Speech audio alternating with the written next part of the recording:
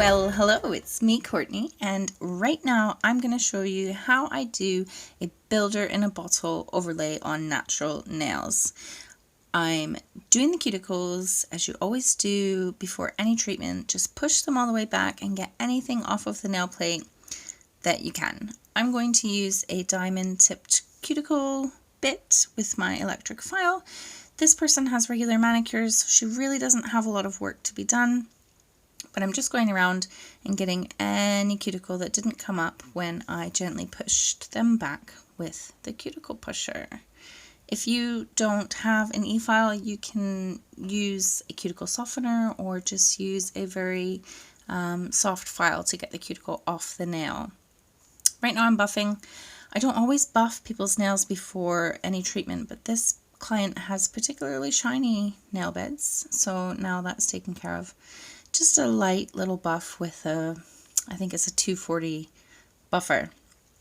Right, once that's done, I'm just going to file the free edge. They don't really need a lot of shaping, but I'm going to go along and do whatever I can. So this is very important actually. When you're shaping the nail, the natural nail, always clean underneath with something like this, because you'll find when you've shortened the nail significantly, you get all these little burry bits that kind of fold underneath of the nail. And if you paint over top of those with gel polish or builder in a bottle or acrylic or anything, it's going to ruin the surface. So get them all out and then just use a really natural nail file to file them off from underneath. Okay, so that's some acetone. Every time I do somebody's nails, I always clean them off with acetone. That's all I use. This is the builder in a bottle. I got it from Premier Gel. I was using the gel bottle for a little while, but I found this to be a much cheaper option and it works just the same. So you're going to put a base coat on. I'm using a rubber base coat from Premier Gel. The 2-in-1 base works as well. Any old base coat will do, but this is just what I've been using and it's been working perfectly for me. So just give a thin layer to each of the nails and cap the free edges so that everything is covered. Get right up into the side walls and up against the cuticle, but don't flood anything. Make sure it's not too thick. One more. Probably should have sped through this a little bit sooner. Never mind. So here we go. This is the builder in a bottle. It's like a hard gel, but it's a little bit runnier. So I just put a little blob on the nail and then I push it back towards the cuticle. It's always going to travel with gravity. So as I'm doing the other nails, that's going to work its way down because the finger is kind of tilted, pointed down.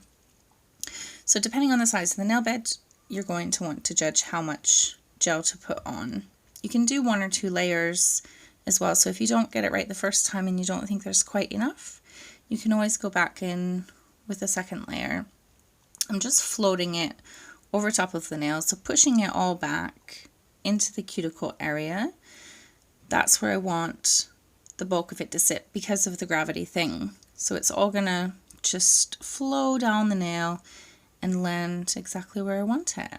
Make sure you cap the free edges with this as well. I love this product. If you haven't tried Builder in a Bottle yet, it's a great add-on service for all your gel polish treatments. I charge an extra £5 for it. You can soak it off or you can infill it if you prefer to do it that way. Sometimes I soak it off, sometimes I infill. It's really easy to soak off as well. I think there's a couple of different brands that are selling Builder in a Bottle now, so definitely try out all the different brands and find the one that works best for you. Okay, so that should be that done now. You put that in the light to cure and it's going to have a tacky layer on the top of it like a gel polish or a wipe off top coat. So again, I'm just using acetone, just getting the sticky layer off so that I can inspect them and file them. So what I'm looking for here is just on the edge there where I'm pointing, there's going to be some little ripply bits where the edge is just not laid perfectly flat. And that is going to show up when you put gel polish over it. So I'm taking a 180 grit file probably, or a 100, I don't really know. and I'm just going around the edges to smooth off the little raggedy edges so that it's nice and smooth when I put my gel polish on. Once I've got the edges done, I'm just going to level out the rest of it with the file once it's all matted and I inspect the angles, then I know that it's ready to be painted.